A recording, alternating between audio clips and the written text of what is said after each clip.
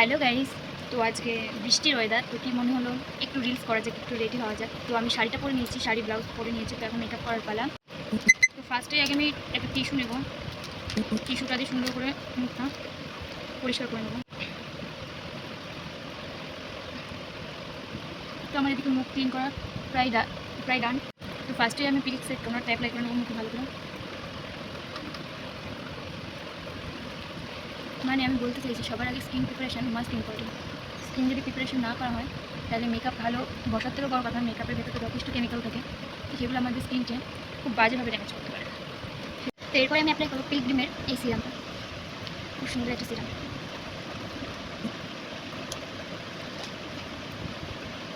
তো এদিকে আমার সিরাম অ্যাপ্লাই করা কমপ্লিট। তো এবার আমি অ্যাপ্লাই করবো গুড ভাইবসের এই ডে ক্রিমটা অর্থাৎ ময়েশ্চারাইজার।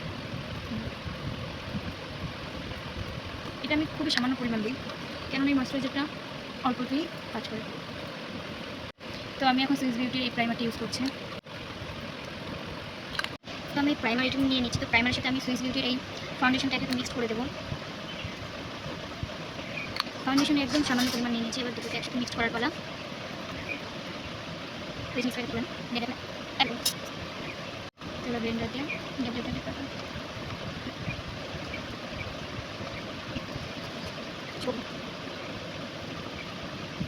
আমার ফাউন্ডেশন লাগানো কমপ্লিট। তো এবার আমি সুইস বিউটির এটা কনসিলার ইউজ করবো, যেটা পেমেন্ট বসে হচ্ছে।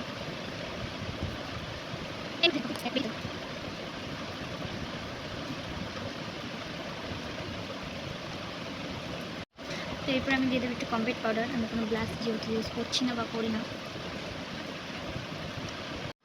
তো এরপর আমি একটু ইউজ করেছি হাইলাইটার। চলো,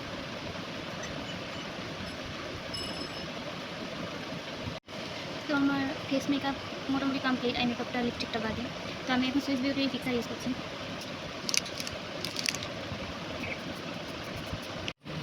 তো বেস মেকআপ কমপ্লিট। তো এবার আমি একটু আই মেকআপ করবো। আই মেকআপের জন্য আইশ্যাডো এই প্যালেটটা নিলাম। তো এর মধ্যে থেকে কোন কালারটা যায় বা দেওয়া যায় দেখা যাবে। তো আমি একদম একটা হালকা কালার ইউজ করে নিয়েছি। তো চলো এবার মাস্কারা ইউজ করা যাক।